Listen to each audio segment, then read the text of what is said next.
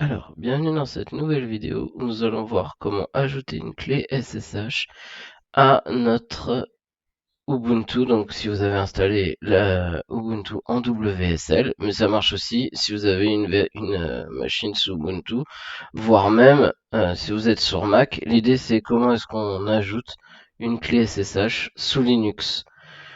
Donc, la première des choses, ça va être de vous connecter donc à votre machine. Donc voilà, là, moi je suis connecté. Et il va falloir du coup faire une petite recherche. Donc on va faire SSH kgen GitHub. Ça déjà, c'était déjà là.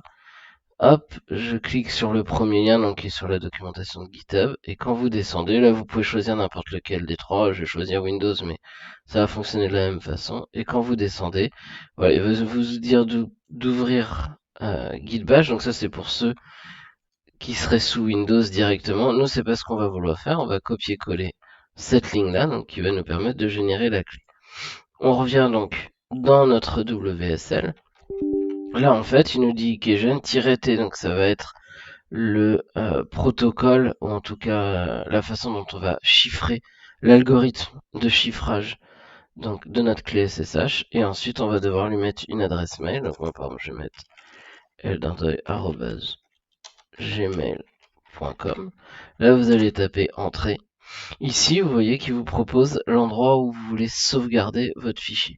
Alors, si c'est la première fois que vous le faites, il n'y a pas de souci, vous pouvez le faire. Moi, comme j'ai déjà une clé SSH et que j'ai pas envie qu'il la remplace, je vais donc retaper les choses. Donc, je viens home .ssh / id underscore test. Ok, vous pouvez lui donner le nom que vous voulez. Donc là, je tape entrée. Il me demande si je veux une passe-phrase. Moi, j'ai tendance à pas mettre de passe-phrase. Ça rajoute un peu de sécurité si vous la mettez. Voilà, après là, c'est pour push directement sur GitHub. Donc vous faites comme vous voulez. À mon sens, c'est pas une nécessité, mais on sait jamais. Donc je la rajoute pas. Il nous demande forcément de confirmer. Et donc là, on a fini.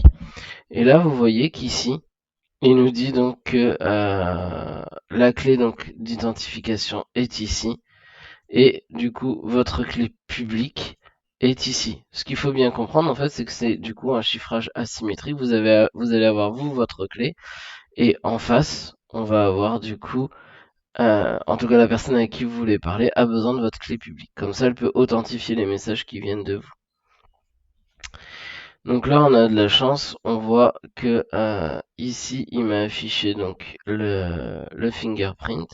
On va quand même essayer d'afficher. Donc je vais faire /home l. Donc là, vous vous mettez par rapport à vos identifiants de votre ordinateur.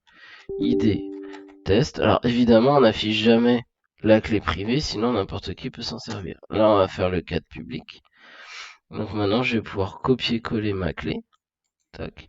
Et on va se rendre sur GitHub. Donc une fois que vous êtes sur votre GitHub, vous allez aller ici dans votre compte. Vous allez descendre dans Settings.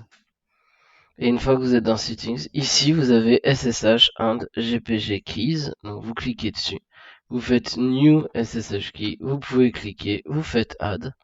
Donc là, évidemment, il va vous demander de vous connecter. Moi, je vais pas l'ajouter, c'est une clé de test. Vous faites, donc là, ça dépend si vous avez activé du coup la double authentification. Si jamais vous l'avez pas, vous pouvez utiliser par défaut le password. Ok. Donc, moi, je vais pas continuer ici. Au pire, je vais faire use mobile.